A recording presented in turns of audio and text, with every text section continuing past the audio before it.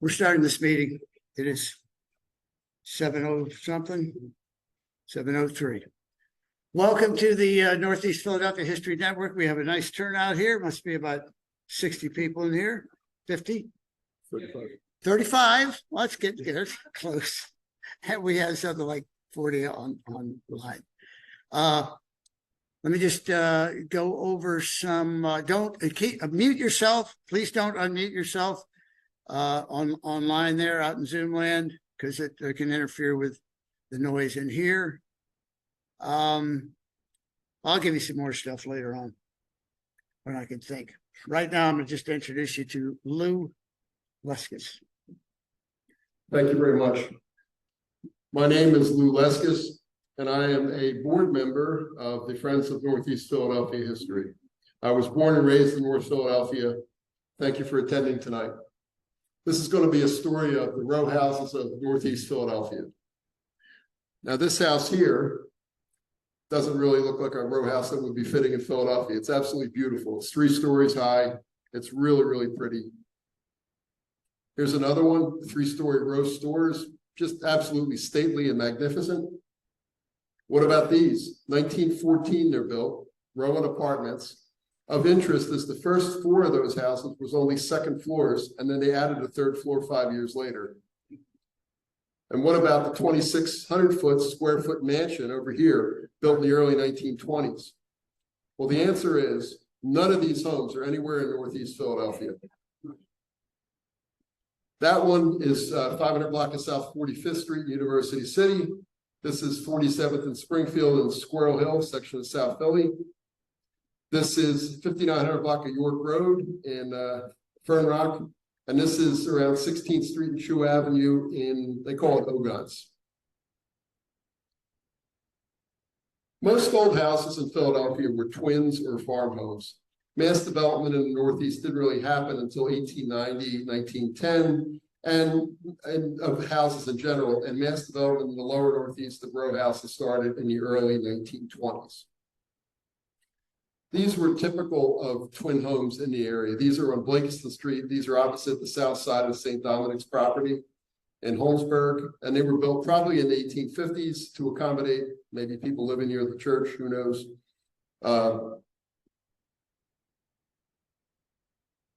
These are the first row houses that I found in Philadelphia, in Northeast Philly. These are built around 1860. I can't specifically say when. I just don't have all the information yet, but they're built a long time ago, and they're still around. Any houses that were rows like this, a lot of them have been torn down for faster, higher development, but these remain on Griscom Street. And they're beautiful, but they were probably for working class people. They probably had a lot of families in this house, and so that's that. Anyway, these houses here, I'm quickly realizing I have to have 3 hands. Nothing. Many single and twin homes are in place before these, as you can see. The next 2 slides, though, exemplify what many rows in the city look like, with 3rd-story hip roofs and Victorian porches. It is conceivable that the North Street houses were built for distant employees. But the purpose of this presentation is not to expound on what some may already know. Rather, it's much more the workmanlike 2-story rows, which tens of thousands were built, usually by the block or street or neighborhood, by an assortment of builder types, from contractors that were able to, as an old realtor builder friend of mine once described, as buying some dirt which to build, to various businessmen, accountants, and lawyers who supplied money for the projects and hired subcontractors, to the truly sophisticated builders who would build hundreds of homes at a time and actually make a whole neighborhood. These houses started small, became larger and more feature-laden over time, and eventually the taste of some were replaced by twin or single homes with larger residence and grass yards. This is a house in Frankfurt. Notice this house has a Victorian porch, and this is on Church Street in Frankfurt also, hip roof, built in 1870.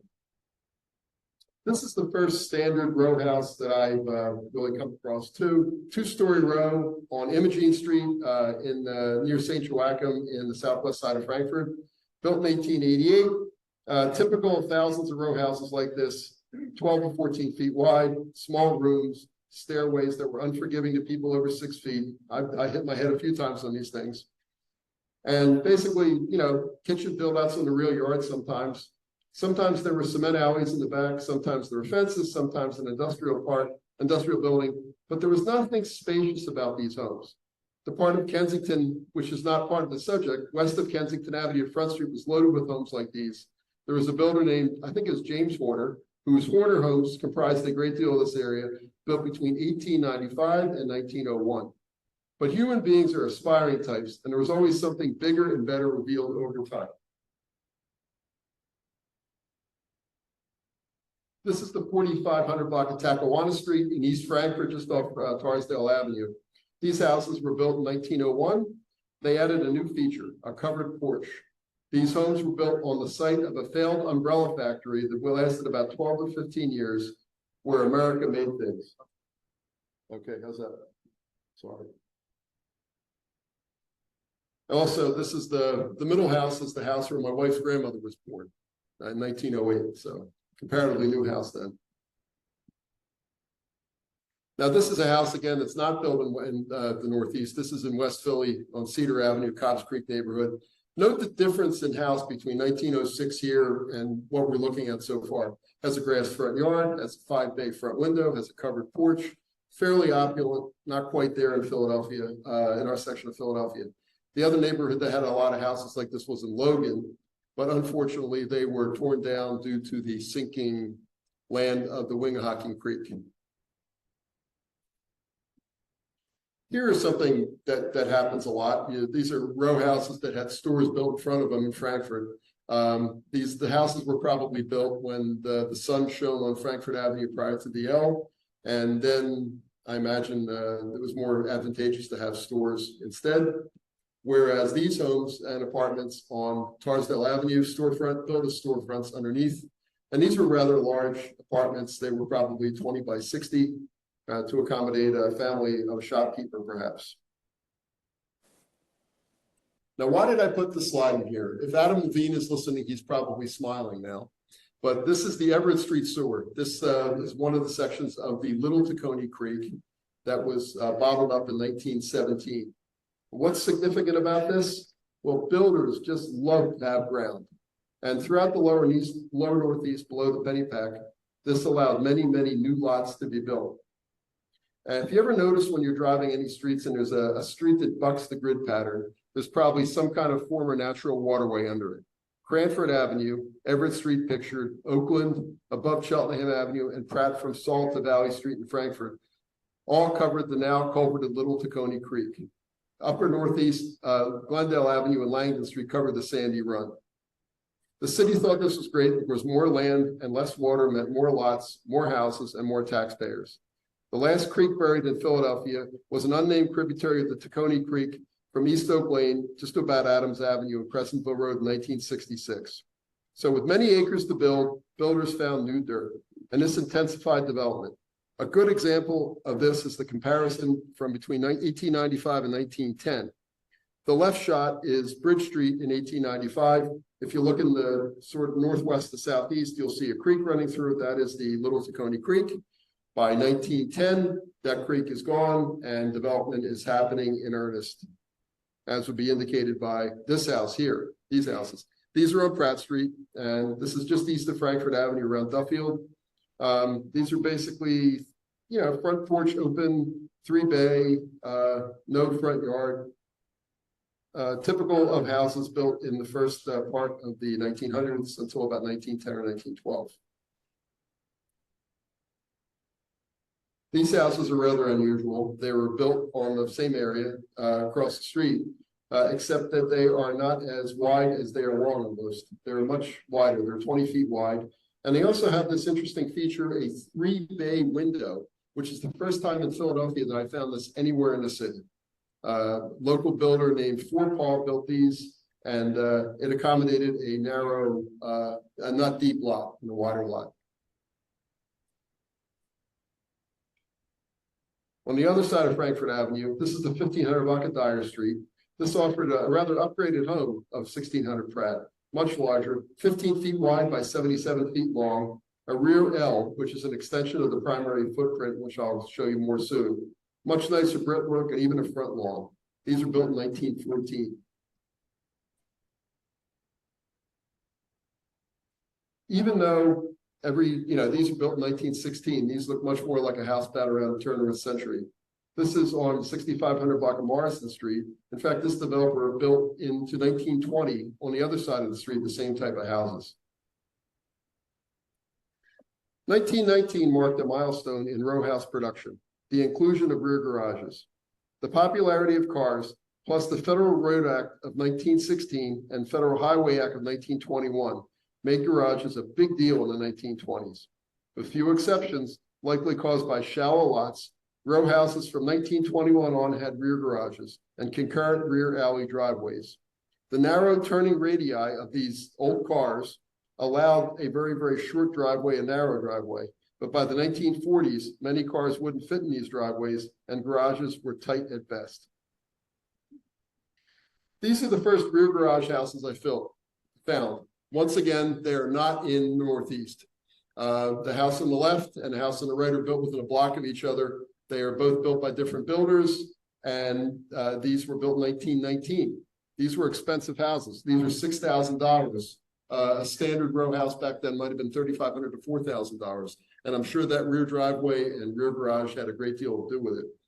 And these look like, modern 1920 style houses, but they were first of their kinds.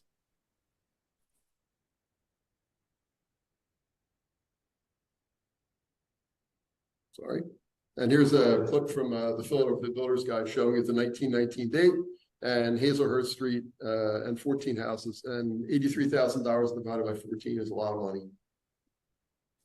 Here's a series of two homes that did not have garages. Dyer Street, west of Leeper. There's a large factory that was behind this, and they didn't have the lot size. So unfortunately, those people just bought houses without garages. Whereas the houses on the right here, I should say on the left, they were houses without garages, but the builder had the presence of mind to take one of the lots and turn it into a bunch of side garages. And they're stuck to the houses there, and I guess that would accommodate the needs of some. And this is Devereaux and Cottage in 1923. This is a house that had a fireplace in the front living room. This is Fillmore Street. If anybody knows where the Bell Telephone Building is, off of Oxford Avenue, it's right there. This is also the house that my wife Joanne lived in for the first 5 years of her life. So very nice little air light row house. And what is the difference between air lights and straight throughs? Well, it's basically explained up there, but straight through would be a first floor living room followed by dining room followed by kitchen, where an air light would be living room and dining room kitchen side by side, and the same similar pattern for the upstairs. Air lights were like slightly less spacious in some cases, but the newer air lights that were built in the far Northeast, which I'll talk about later, are very spacious, I should say. This is a house in Oxford Circle on Belden Street. I'm only showing this now because it's unusual in the sense that it had Wissahickon schist type stone throughout the home. These were houses that would have easily been found in Mount Airy or in Manayunk or in the main line in some cases. But for some reason, they were all stone houses, where most houses in this time frame were built out of brick, or at least partial brick. I'd like to talk about a builder named Burton Simon. Burton Simon was a rather prolific builder, I think. He built a ton of houses in South Philadelphia, west of Broad Street, and south of about maybe Tasker. Very standard style. When I show you some pictures of some of the other houses he built, you'll understand. When he ran out of building areas, he moved to the Northeast, and he built these kind of houses. And this is right off the Tarsdale and Bridge on Burton Street, named after Burton Simon. And these are small houses. They had an under garage, an overbuild for the second floor. And then he thought about himself enough to name a street called Simon Street after him. And that's a couple blocks away. And very similar type homes to that one, built up a little higher due to the topography. Really not glamorous homes, but he sold a ton of them.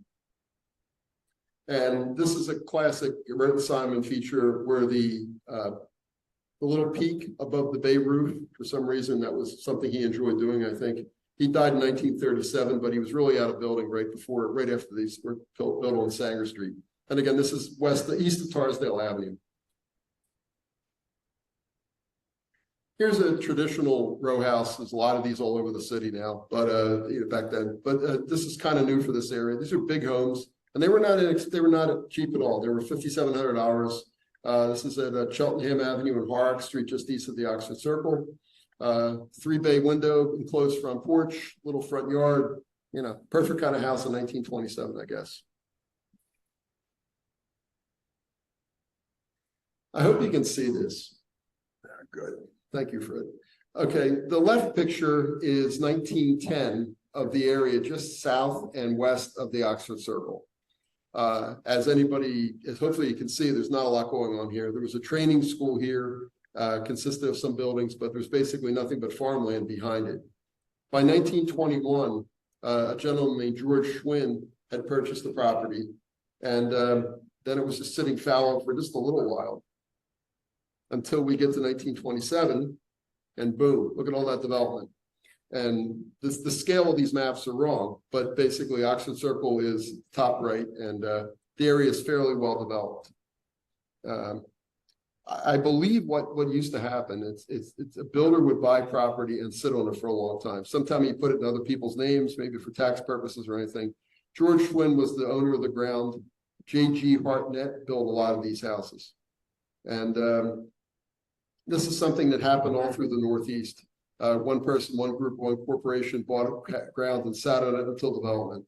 From my research, it was not uncommon for parcels of land to be sold from a farmer to a holding company, and then 25 years later, the land was finally developed. And this was usually sparked by economic conditions leading to the eventual development. And in Philadelphia in the 1920s, there was a fantastic amount of development. And this is just an aerial shot, 1930, the Dallin area was showing that area. And anything that was open in 1927 was down below Cheltenham Avenue. These are typical houses in Somerdale. Somerdale and Longcrest had similar homes, but I decided not to talk about Longcrest tonight because Somerdale is one of those neighborhoods that just jumped up out of nowhere. Like in 10 years, it was all developed. So these are standard homes, a little bit bigger than the Burton Simon homes. This is on Sanger Street. And this is on Carver Street, and streets were tight, packed together. There was 2 small streets between every big street. This is a end of the row store and apartment. If anybody's ever been to Hegley's Bakery before, this is the way it looks. I should have included Hegley's in a photo, but I chose not to. In this neighborhood, these didn't usually have basements. There was just first and second floor for easy access to the first floor store. Usually the entrances are on the side. Sometimes they're on the corner. And these are some more houses of the Somerdale neighborhood. These are just, garden variety homes. This had a little bit more luxury to it, bigger front yard, a little bit more interest in brickwork, the peaks, and 1929, it was a good time for the economy then. And this is a smaller house built by a guy named Max Chippen. Max Chippen was a prolific builder in Philadelphia through the 1920s. It's a much smaller house. It's only 15 by 40. And this is on Rosewood Street, just south of Oxford Avenue. This is a Delaware Valley Regional Planning Council map of the neighborhood called Mayfair. Mayfair obviously, was built pretty quickly too. There was Tacony to the south, there was Hillsburg to the north, but that large area where the Edmund Forrest home was, which was a retired home for actors, was pretty much just above where the red circle was there. And the area was pretty much vacant. Mayfair, the name was coined by a civic association in 1929. Several years of rapid development in that area. And if you look above where the circle is, there was a big building that was the Oxford and Lower Dublin Academy. And that was gone pretty soon in Lincoln High School by 1950. These are the first houses I found that were built in Mayfair that were standard variety row houses. These are on St. Vincent Street, just west of Frankfort Avenue, just south of Cotman. These were built in 1927, and they're typical of many other row houses. These, on the other hand, were more opulent. There was a time when it was privileged to live on a big wide avenue, like the Roosevelt Boulevard, like Cotman Avenue. These were places where people wanted to live when the houses were built. Today, nobody would want to live on a big street because of traffic, fumes, noise, everything else. But back then, when cars drove slowly, hey, it was great. So the fancy houses got built on Cotman Avenue. These are different houses built by mostly lawyers. Two guys got together, funded these houses, got some subcontractors to put them together. These houses had cut stone in front, terracotta roofs. In most cases, on the left side, it's still terracotta. Yep. And interest on the sidewalks, interest on the lawns. I mean, they're pretty neat. And here's another one. This is on the west side of Cotman Avenue. This is Ryan Avenue. Again, note the stonework and note the front yards. And here's an interesting thing that it's personal experience. I used to park my car on this block all the time when I walked to work. And the south side and the north side are two different builders, and it was built at exactly the same time. And I can't imagine what that was like to have two sets of competing builders running here, both in 1928. The right side, left side, I should say, Tom Kelly, his son built my house in Churchville in 1967. So he's a longtime builder. The north side was Samuel Rochless, who built an awful lot of houses, but seemed to disappear right after the Depression began. One of the sad things you always see in houses is, unfortunately, blight. And this is a Samuel Rochless home where it fell down. It's on that block of Princeton Avenue. It was torn down by the city, probably a little bit too quickly. House had been vacant for a while. There were some tax liens on it. And the thought was, let's just tear it down. And I don't know why. They do things sometimes there. You know, the city is the city. But one of the biggest problems that happens when you have an open lot like this is this, just a few blocks to its south. This is Unruh Avenue. That's on the right, it's Locke's Gun Shop. And this is a brand new overbuilt house that was built because of a home that had fallen down due to the bulging side wall at the end of the row. And it would have been nice if they had built it similarly a little bit, but it's very high. It's got an extremely high second floor door. You'd have to be a very tall person to get up there. The assumption is someday there's going to be a deck or a rail or something there, but it's kind of goofy. 3200 block Unruh Avenue, if you ever want to drive by and see it for yourself. It's kind of shocking. How do you get in it? I have no idea.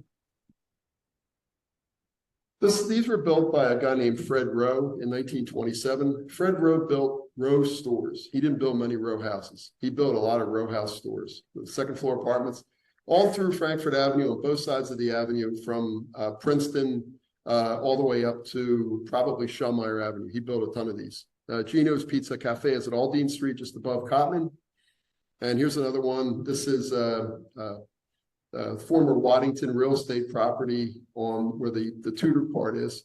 And the Curve store was something else for years. I don't know what it is. It's north of us now. But these are really unique buildings, and it really contributed to the very walk-friendly characteristics of most of these neighborhoods. You really didn't need a car to get around. You could go wherever you wanted to go. You just walk there and go to school there. You walk there, and it was great.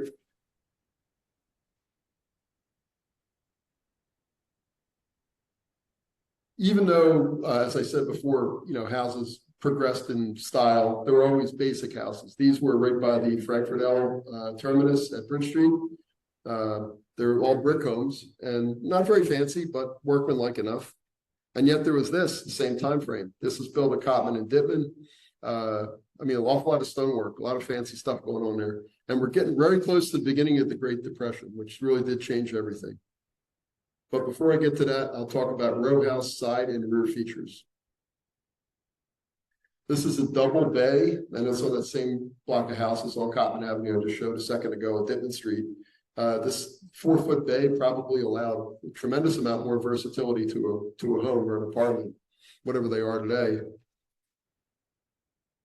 This is what's called an L, and I learned this. I attended a symposium at the University of Pennsylvania, pinkies up, last year, and I was probably the dumbest guy in the room, but I learned a lot of stuff from a lot of people. And this is called an L. This is where either a gas range would go, or perhaps a refrigerator, or even a table if they had more room needed, and a little extension out the back of the building.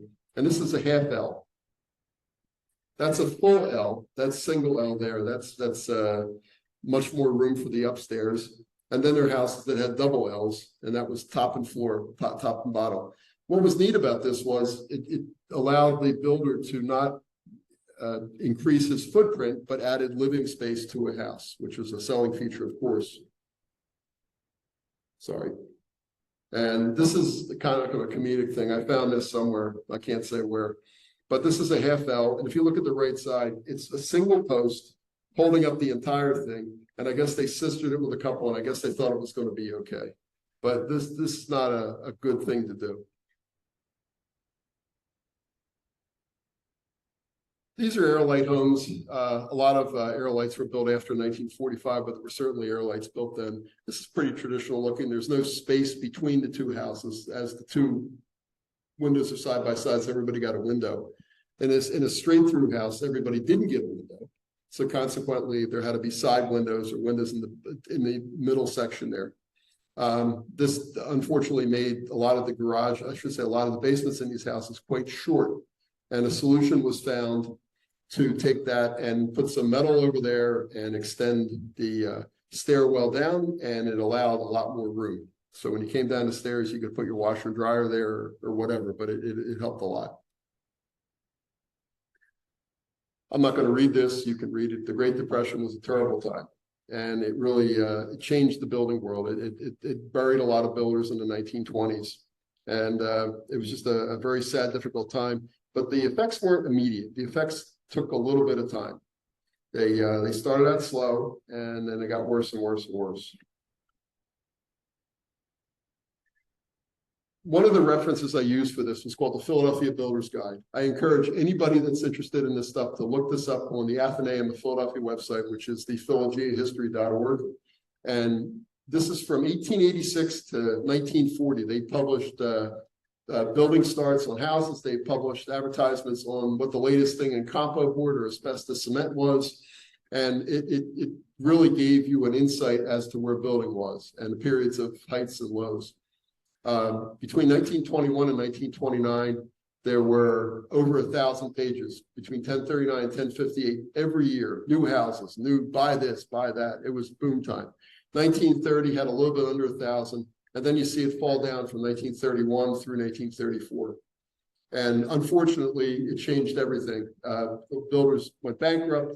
There were other problems environmentally with the Dust Bowl, and the world was really collapsing quickly. And it really wasn't until World War II where we got out of it. Nevertheless, there was still building going on in Philadelphia. These houses were built in 1929, right before the Depression, on Fanshawe Street, just off Castor Avenue. I imagine the plan was that the builder, Mr. Rochus, was planning on building the other side of the street too, which is pretty typical of what he did, except he didn't because the Depression happened. So this is the other side, built 3 years later by a new builder. And this is a trend that I saw where a lot of new guys came out of the Depression and they weren't really building beforehand. Maybe they were younger. Maybe they just had capital that the other guys didn't have. I don't know. These were typical of houses built in the early 1930s. Note the brickwork over the second floor window instead of either wood siding or the Tudor stuff or anything like that. And they were all brick from top to bottom, and they featured enclosed front porches. This is a house where my wife's other grandmother lived for a long time. This is a couple blocks away on Wall Street over near Sackett. And again, similar type of house, enclosed front porch. These were air lights. Now, I found this in the many things that I looked at. I found a fascinating block. If anybody knows what a 3000 block of Fanshawe Street, it's rather, it's kind of buried between Unruh and McGee. It's between Battersby and Hawthorne. And this is what I found. On the south side of the street, closer to the 3100 block, this was typical style. This could have been a 1929 Cotton Avenue row house with a cut stone, a decent sized front yard and everything. Just next door to this is the houses that were built from 3000 to 3022. And these were two styles where they were all brick. They were flat front, and yet on the other ones, they were bay windows. And the same builder, just a year later, on the other side of the street, built a whole row of these. And this was a guy named PJ and his brother TP McFarland. And they did a lot of building after this through the 30s. And these kind of houses were typical of what was seen in most neighborhoods being built in the 30s, with the brick and stone combination and the front yards and the rear garages. And everything kind of transpired after that was just a little bit more glamour as we were coming out of the Depression. This is an interesting house that I found. This is near the former Sears site on Howland Street, just off of Tabor Road and Adams Avenue. What's interesting about this house, like the other house I showed on Pratt Street, it's wider than it is more narrow. It's 30 some feet wide, 30 and a quarter feet wide, and 27 feet deep. And it's an interesting looking home because this is what it looks like. And doesn't it look like 3 single homes smushed together? And the center door, and it was built likely because of a narrow lot. These houses in the front of this picture are that 5400 block of Howland, and behind it, 5400 block of Claridge are traditional row houses. And they look totally different, and yet it's basically the same size house. And I still don't know why the guy did it, but he did it, and I'm glad he did. And yet, this idea wasn't really new. Again, leaving Northeast Philly for a minute, this is the 3300 block of Huntington Street near 33rd and Lehigh. And the way these houses are, each house had a right front bay. And the same reason as every other house like this happened, there was a very narrow rear yard, which they had to utilize. So they made the house a lot wider in front. And these were built in 1901, and it's a current picture. So they're hanging in there.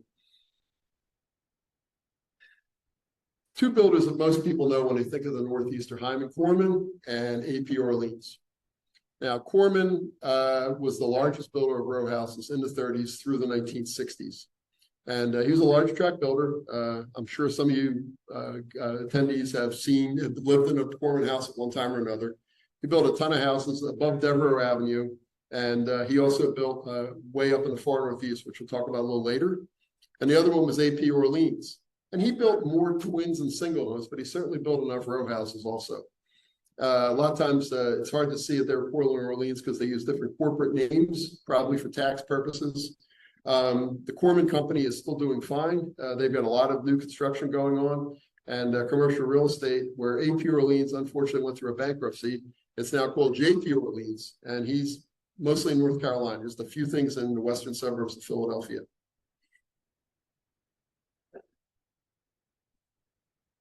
Other builders with a presence in the Northeast are names that came up already. Christian Fries, Carl Metz, the McFarland brothers, Abram Singer, and Carl Mayer. So, but the builders were different now. No more Rochesses, no more Forepaws. They were all kind of gone. These are interesting houses. I think they might have been built by Corman, but it says Devereaux Homes, and that's all I can find. I try to look back on the corporate website. What I thought they were really neat about them was they were, again, the style between 2 houses in a row. So the house on the left had that kind of teardrop thing over the second floor bay. I just think they're really cool looking. And then a lot of brickwork, especially up near the roof line. This is the 1400 block of Van Kirk Street with the herringbone brick. This is built by Orleans also. These were pretty much run-of-the-mill houses in the time frame. So were these were built by a company called Frankfurt Homes on Erdrich Street, just east of Frankfurt Avenue, below Devereaux Avenue. These were built by A.P. Orleans also, and there's a lot going on here. I mean, if you look at the brickwork, he's got stone and brick mixed together. He's got these little French, I should say, glass block windows. He's got the turrets. He's just got a lot of things going on. And these were built in 37. And this is just adjacent to the boulevard around Conley Street on the east side of the boulevard. Sorry about the advent camera. These were unusual things for Northeast Philly. These were built as triplexes in 1938. So these are 3 apartments in each unit, built by a guy named John Smith.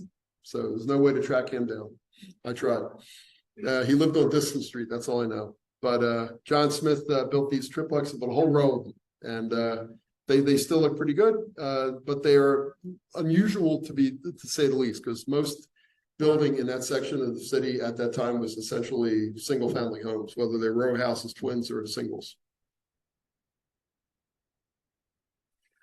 These are built by Abram Singer. Now, Abram Singer was one of those guys I talked about. He was from West Philly, but he did pick up some land in the Northeast, and he had a great time building these houses. I think they're so neat. I mean, maybe they look a little gaudy or ostentatious, but when they were built, they were probably magnificent with the green copper that's patinaed up now. But look at the Tudor work over there, and then there's the check brick, and the center concrete with a little dirt plot or grass plot in front of it. And he even went on the side of the row house. He had the littles different color brick, and he had the roofline brickwork all different. And I think he did a magnificent job. This is the first time I really saw one of these castle front houses. This is another Orleans house just below Comley and the Boulevard, the same neighborhood the other houses were. And it's a different style of vestibule. And the way they used to build them was one was rounded, one was flat, et cetera, right down the block. Also, note the unique brickwork at the top of the castle front house at the peak. And again, just the way they built houses back then. And yet these weren't that expensive. These were only $4,000 a unit. This is built by the McFarland brothers. These were about the same price. These are brick and stone. These are the houses my grandmother lived in. And when my wife and I first got married, we lived there for a couple months too. And this is her block. I won't show you her house. It looks too sad. I'm sorry. But anyway, these workman-like houses built through the late 30s and early 40s. This is a house that's built on Shellmeyer Avenue around Walker Street. It's built by a guy named John Kirby, 1940. And the large peak is two separate homes. Again, the appearance of trying to make homes bigger looking than they were was always the big trick. And I think he successfully did it with these. This is on the north side of the block. Now, these are houses that were built. These are pretty plain Jane houses built in 1941 by an unidentified builder. But what was neat about this was the rest of the neighborhood was built between 1895, 1900, into maybe 1910.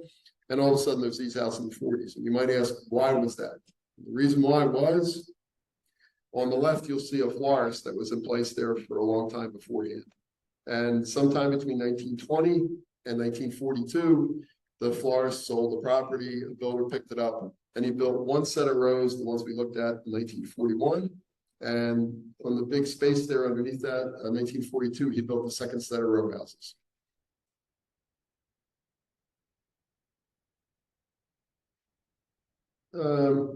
This is something called permastone. I don't know if anybody ever heard of that before. Some people have called it Parmastone. Some people have called it whatever. I mean, it's just, it's an addition. It's some kind of a man-made stone. It was probably put into a cast or something. And it was, I assume, glued on or maybe mortared on to these houses. And this was trimmed around the tops of the houses, around the top of the doors. Anywhere you look, here's a house that the whole thing was made up with that stuff. And back then, this brand was called Heatherstone. The row house was built in 1948, and the Heatherstone was applied on the end of the row in 1955. And to me, it seems that the brick is lasting a little bit longer in style. I think that the pollution probably nailed it a little bit. And then there's another solution to brick pointing, and that is stucco. And this house is all stuccoed up, and hopefully the stucco was done the right way. But one thing you don't see anymore, and some of you guys might know this, has anybody seen a house with lunch truck metal on it? I don't know what it's called. I try to find it. I Googled everything. I just know that I found one house on Clearfield Street in Kensington. It's still proudly covering up its transom window at the top, and it's running up and down the sides. And but I remember this being all through the Northeast. I remember this being in Olney and other neighborhoods like that. It's just gone now. And one thought was maybe the scrappers took it. I don't know. But then again, maybe modern building materials took it away too. Despite the fact that World War II was raging by now, many houses were still built during this time frame, although not as many as the late 30s, or not as many certainly as the 20s. This is a block in Mayfair. 1942 was the year it was built. This is the 3400 block of Lansing Street. This is built in 1944-45. And this is the 1300 block of Unruh Avenue, built in 1945/46. One of the features about this is on the right. That is a duplex. I believe that duplexes at the end of a row of each row house block was something the equivalent of an active adult or a 55 and older type thing. If you lived on a block, you wanted to stay near your friends or maybe your family or stay in your parish, you might move into one of these things when you didn't feel like you had the propensity to continue on. So you had a chance to stay in your neighborhood and stay local. You just paid rent. These are other houses built by other builders throughout 1947. As you can see, the progression of homes.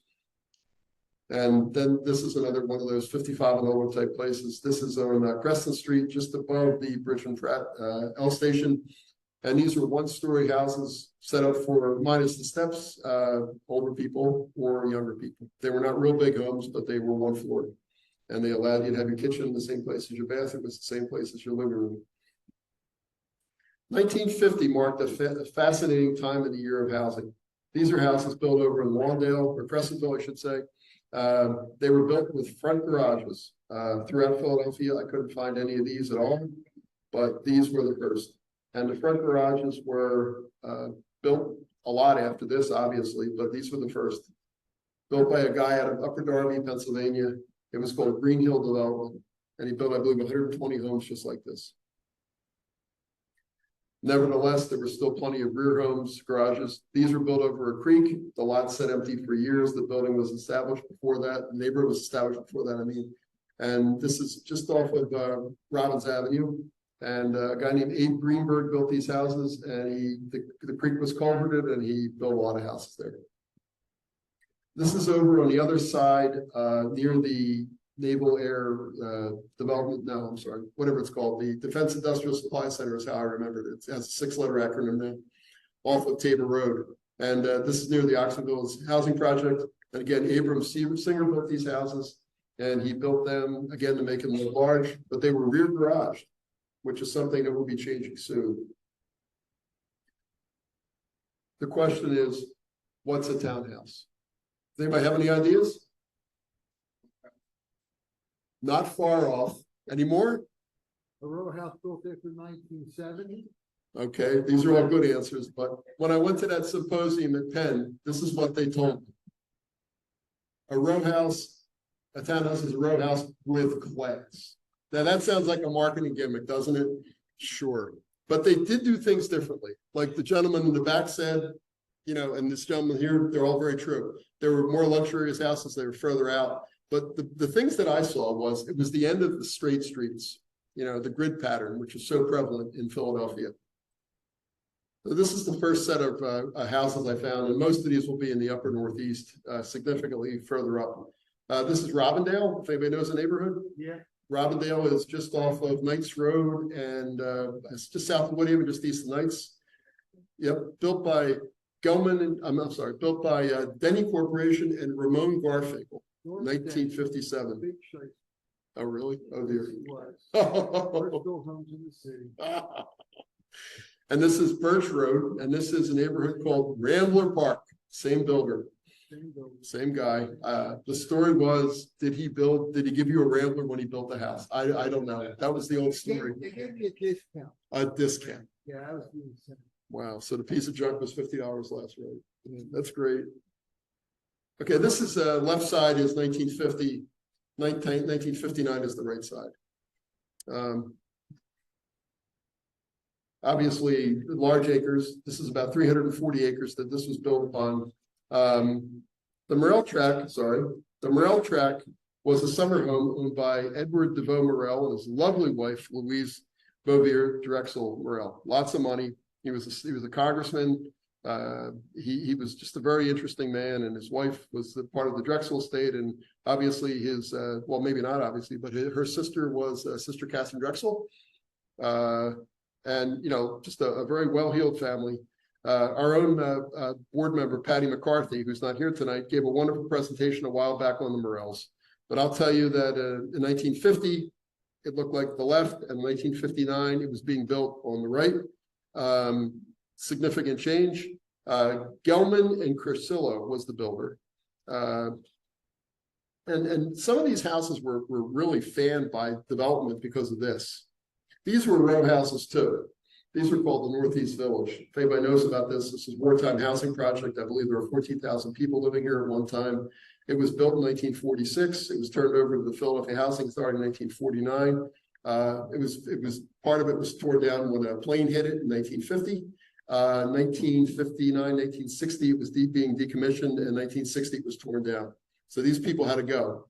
And where'd they go? Well, some went to Levittown, some went to Normandy, some went to other parts of the city, but an awful lot of them stayed in the Northeast and bought row houses like these. This is Morrell Park, 1960. Pretty standard Morrell Park house, stone brick, air lights, front garages. Here's an advertisement from Morrell Homes. Yesterday on a Facebook post, somebody put this up there, and I thought, man, this came from heaven. This is good. So this is a 1960 Morrell home advertisement for $10,990 with matchless gas, the things they used to sell, you know. And I think very interesting neighborhood. 960 homes. I counted them, plus or minus 10, in 300 acres. And that doesn't include like Chesterfield Road or anything of the newer neighborhoods. That's just the original Morrell Park itself. Builders, again, Gelman and Curchillo, who were out of Elkins Park, PA. Another neighborhood that most people know is Parkwood Manor. It's a shame that they didn't make aerial photography in 1962 or 63 in this area, because you would see that the development in 4 years was all done. If you look in the far left side of the slide, you'll see a little bit of Rambler Park being built over there. And the rest of the area north of Academy Road, which is the line that slides down, was basically vacant. It was all farmland. And by 1963, Morrell Park, I should say Parkwood Manor, was completed. Parkwood Manor was built by Hyman Corman. And he started with cul-de-sacs, but most of the neighborhood, the curved streets, tremendous amount of park-like settings, both here and in Morrell Park. The Black Lake Run runs through Parkwood Manor. Byberry Creek runs through the whole side of Morrell Park. And this is a Parkwood Manor house, 20 feet wide, air light, front living room, rear garage, I should say rear kitchen. Very, very nice stately homes, and have maintained themselves very nicely through the years. This is a neighborhood that is a little bit below this. It's built by Orleans. This is right near Lidenfield. McGargy Street is at the top of the map. These houses were, I decided to talk about them for a little bit because they were obviously row houses on cul-de-sacs, which was a new thing. And the second thing was, this is one particular cul-de-sac. And what the developer did was he had, some of the houses had rear garages, some of the houses had front garages. And these were built in 1963 on Jackson Street, which is a dead-end turnaround cul-de-sac. This is the neighborhood that Corman built after he got done with Parkwood. This is called Penswood. This is off of Chalfont Drive near Archbishop Bryan High School. These were built in 1965, very similar style to his previous work done up in Parkwood Manor. These are row ranchers, much like the houses on Preston Street, and there's other houses in the Northeast like this, built basically one floor living, ideal for senior citizens or people that don't feel like walking steps. And this is off of Conley and Academy Road that backs up to the Byberry Creek. These are row duplexes built by Gelman and Curchillo just west of the Morrell Park neighborhood. These are on Ashfield Lane. This is a curved street that runs up into Albemarle, if anybody knows where that is. These are built in 1979 by a man named Joseph Vignola who liked brick. And these are row duplexes. And this is a street called Ellie Drive, which is right by the Engine 46 firehouse at Frankfurt and Linden Avenue. And these are newest ones in my repertoire here. These are from 1983. This is built right behind Washington High School. And sadly, they're not aging that well. This is on Selmer Road. And these are row duplexes. Someday, buildings like this will appear in the Northeast. Hopefully not soon. But as neighborhoods age, partial blocks of traditional Northeast rows will likely be built, whatever is fashionable. But the concept of the row house is essentially the same thing, putting a lot of homes on small pieces of ground, building stores, schools, and churches or near homes so the neighborhoods are walk-friendly, have good access to public transit and highways, and have a sense of closeness lacking in many single-family communities. Thank you for listening. My sources are in here, and I'll put that back. I was just joking. Anyway, my sources are the Athenaeum of Philadelphia and all the other things down here. All these sources are great information points. You can find out so many things. If you want to track a housing development between 1886 and 1940, go to the Builder's Guide. If you want to look at anything after 1933, atlas.phila.gov, right online. It's got extremely high amount of records on building, but you really have to fish through a lot of stuff. And if you go through Atlas, you want to look at anything that begins with a 219 number. That shows the old numbers. Is there any questions?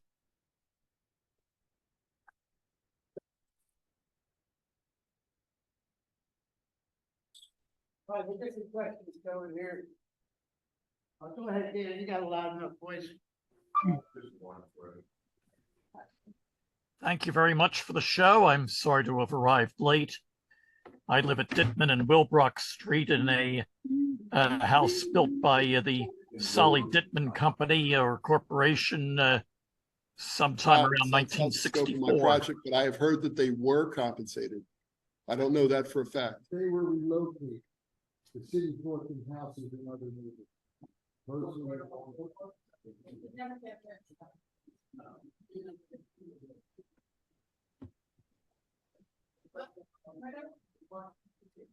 Yeah, 9th and Boulevard, like up to Loudon Street from the railroad tracks to like 11th Street.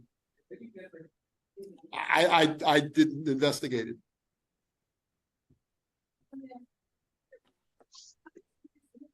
At this stage, many homes are owned by somebody who does regulations, even the grants. I'm just thinking maybe back then, living here, we want a lot of renters and these row homes. My grandmother lived in that house I showed on Under Avenue in 1939. My grandfather was career Navy. He got deployed in 1943. They rented their house, their brand new 4-year-old row house. My grandmother came back a year later in tears. My grandmother was not a crier because the people just had trashed the home. So there were renters back then, and there was a lot of really nice people that rented. But what has happened in the Northeast is a lot of out-of-state people have come in, bought up ground cheaply. The story that I heard about this was years and years ago, New York was rent controlled, and people living in New York City tried to invest in properties. And a house the size of, say, a Mayfair row house was like $400,000. And they could only get a certain amount of rent per, because of rent control. So they come to Philadelphia, it's a wide open market, and they get the same house for anywhere from $120,000 to $150,000. So kaboom.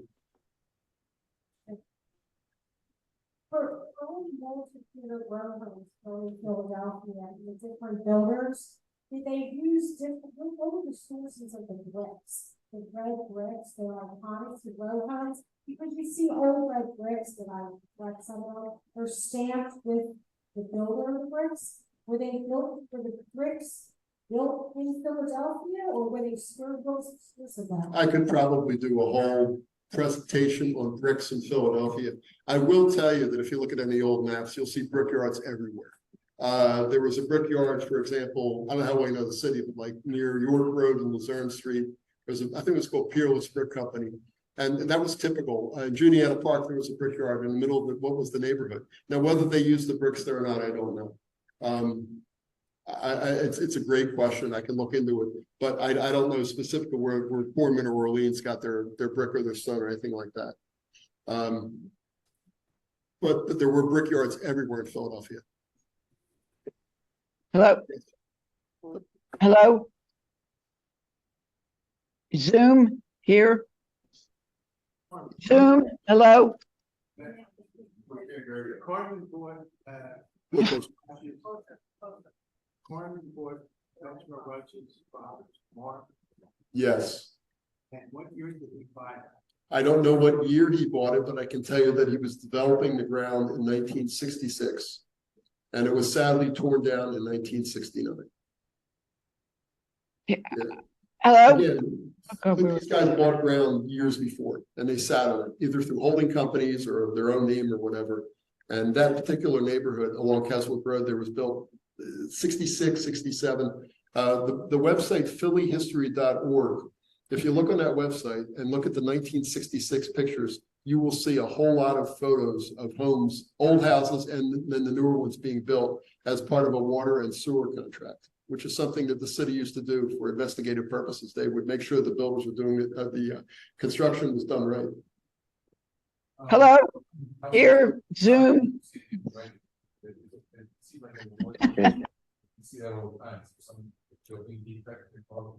Yeah, it's called leaking laterals.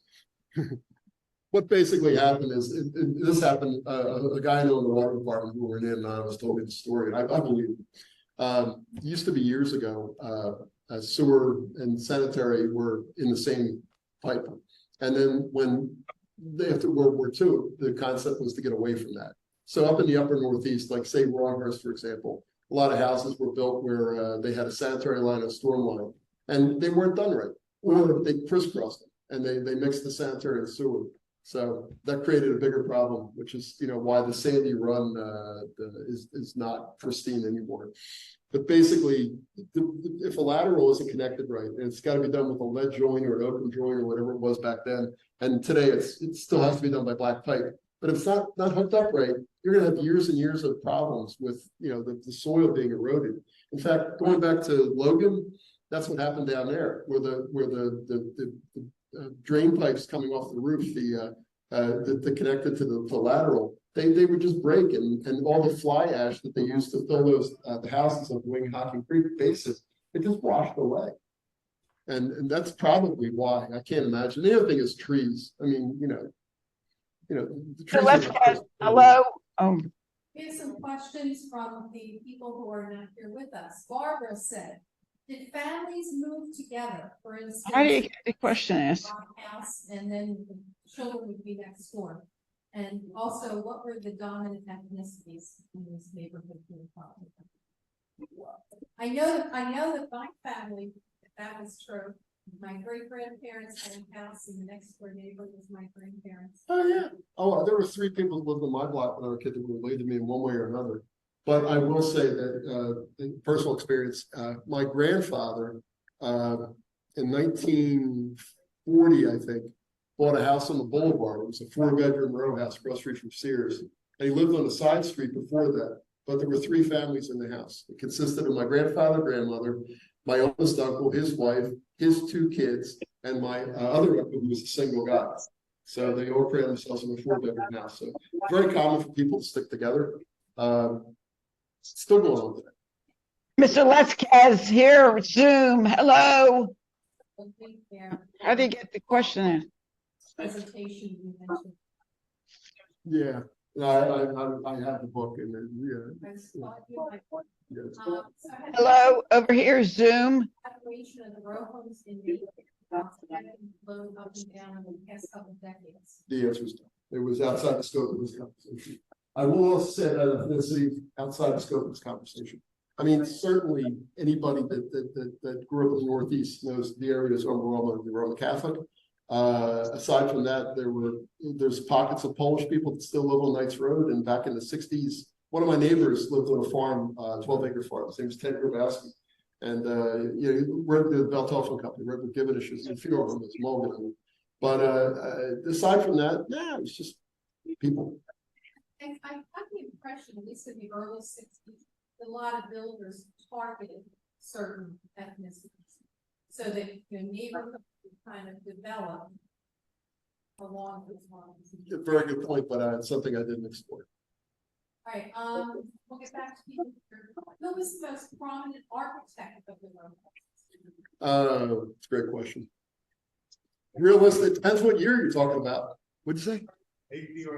I think actually that was Foreman. Foreman by far had most row houses built. He was a really prolific guy. And this interesting story about Foreman. His father was born in Russia, and he was building housing for the railroad people that were building the railroads all throughout Russia.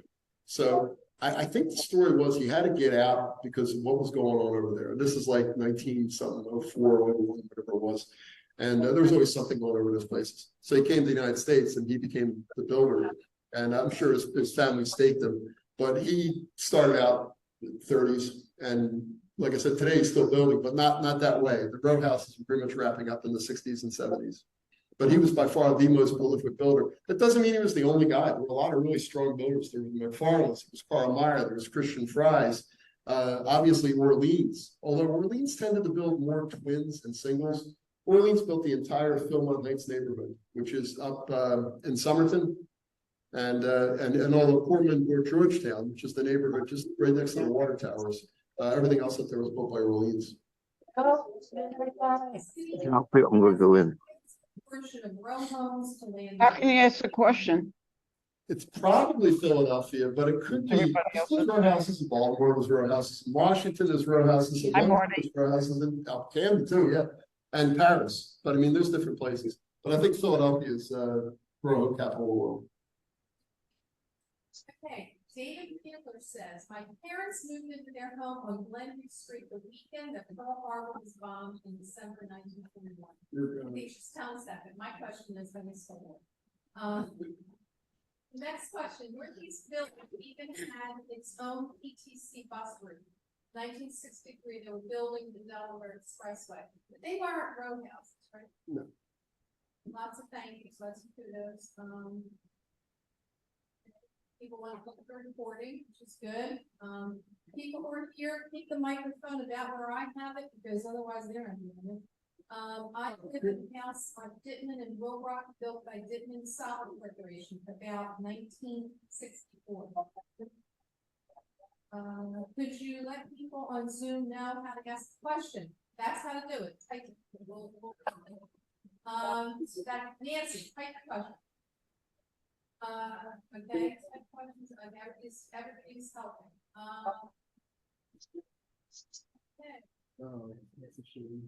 Okay, I think we're good now. Are we caught up, Fred? Yeah.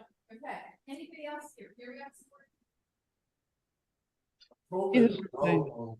Was, say, in England, what made Philadelphia different was the roads were all out.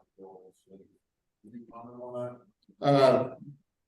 Yes and no. I mean, if you go back to the 1830s, you know, the houses were pretty much the same. It really wasn't until after 1900 that they started putting bays on houses. The houses really started to look differently. And everybody was trying to get some kind of differential advantage to make things look better, make things look more saleable. Main thing is just make more money.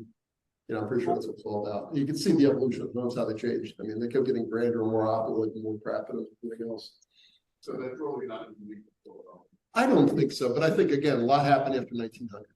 But I will tell you, I've been to London, and the row houses are very, very nondescript over there.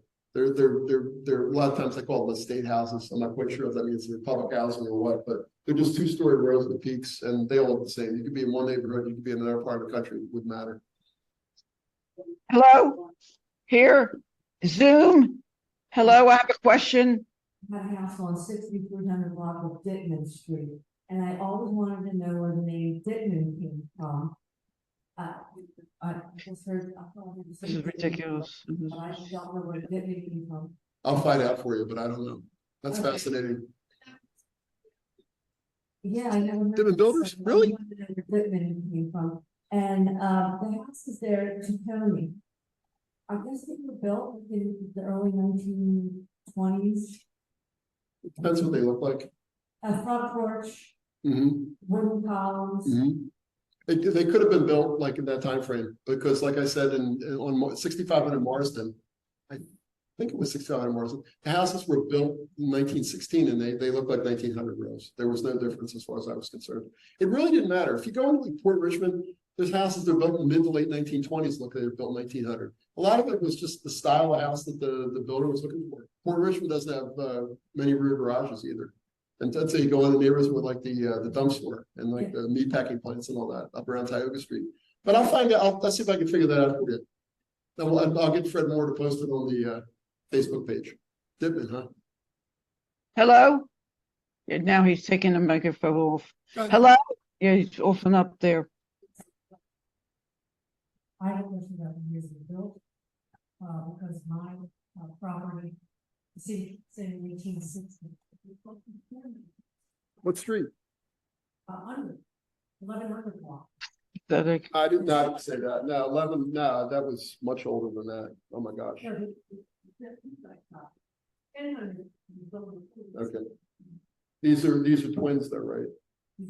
Yeah, unfortunately, my thing ended with houses. That was it. I purposely didn't want to get into twins because it was too confusing. There was so much stuff going on simultaneously. You know, there's so much to deal with row houses. I could do a whole feature on twins too, but I don't know. I know a little bit about property tax. It just depends on when they upload it and they just fill in dates. So there's a lot of dates where I know specifically this house was built in this year and the dates. That's like Zillow. You look at everything, it's all built in Philly, 1925, yeah. Because they pulled it up from the property taxes and they just input. Sure.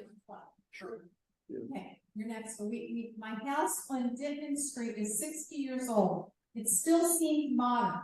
I grew up in Overbrook on 59th and Haddington Street in a house built in 1907. Even when it was 50 years old, it seemed old fashioned. I think that's probably really a good point. That's wonderful. The Rowhouses, they tend to be kind of, efficient and have economy of style. So they probably would be. That is great. I know that block again, because when I found the first row house in the garage, it was not far from 59th and Haddington, 60th and Oxford. And those houses look magnificent still, even though they're 104 years old. And yet there are houses that are younger, older than that, and they do look far more ancient. This guy was next, I knew you were second. Okay, they're all second, they're third. Or I wonder if, true or not, like your opinion, it seems to me that houses that have a front lawn in the Northeast seem to be only above the Frankfurt front, like where the end of the color is. From there up is where you start to see homes with front lawns, and below there it's pretty rare. I think that's true. It's true, but it's also, if you go further up from the 1600 block, if you're further up, you go west of Frankfurt Avenue, you get up towards like Grissom Street, and then you go beyond, and like you get to Oakland Street, that's where you start seeing more lawns on more properties. And I just think it's because the neighborhoods were newer. If you go in the center city, you walk around anywhere, you don't see lawns at all. They build them right to the building line. And I do believe that since most of Philadelphia, north of Cheltenham Avenue, was built after 1920. Actually, above Bridge Street, minus the part of Frankfurt. I think it really shows that those newer houses, people were asking for front yards. And yeah, especially in the absence of no rear yard with a rear garage. That's a good point. Thanks. Yes. I heard road or not, that Ashley Road is where the ashes were built from the old cinder. I don't think so. I don't believe so. The Winghocking Creek issue, the fly ash came from down in the dumps in South Philly. And they actually built a railroad that went up Fifth Street that would shuttle the stuff back and forth in the early teens. And they were just filling up. Founders of this church is in The Ashton Farm, I grew up on Maxwell Street, Haddington Road, and I never heard about ashes, but it doesn't make sense, they ash. They know the Ashton that's on here, their farm was right in that area.